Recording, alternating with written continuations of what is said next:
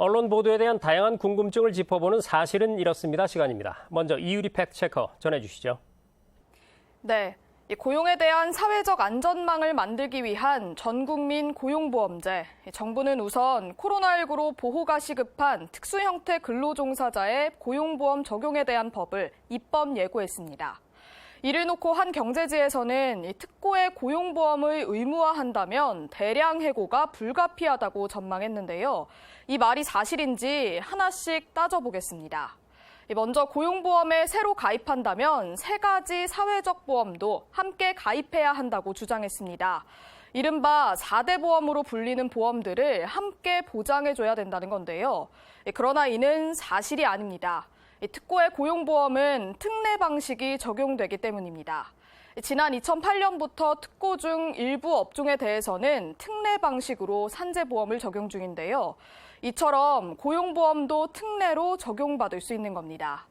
따라서 국민연금이나 건강보험은 고용보험과 직접적인 연관이 없습니다. 두 번째는 사업주에게 비용적 부담이 커지기 때문에 구조조정이 불가피하다는 주장입니다. 그러나 이 또한 그럴 가능성이 낮습니다. 고용노동부는 실업급여 보험료율과 비슷한 규모로 보험료를 책정할 예정입니다. 예를 들어 월 200만 원을 받는 종사자의 보험료는 월 16,000원 정도가 되는 겁니다.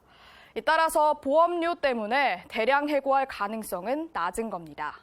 또한 정부는 저소득 특고에 대한 고용보험료 지원도 함께 추진하고 있습니다. 코로나19로 인해 사상 최악의 청년 실업난, 이를 해결하기 위해 정부는 대규모 청년 일자리 사업을 펼치고 있습니다. 청년 디지털 일자리와 청년 일경험 지원 사업입니다.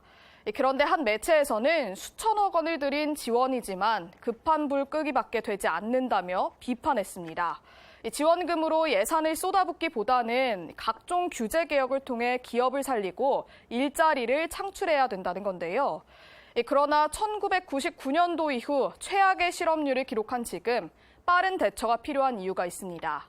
청년의 첫 취업이 1년 늦어질수록 10년 동안의 임금 평균이 줄어들기 때문입니다. 따라서 정부는 청년이 구직을 단념하지 않도록 일할 기회를 제공하기 위해 이번 사업들을 추진하고 있습니다. 또 기업들에게는 신규 채용 여력을 지원해주기 위해 장려금 제도를 시행 중입니다.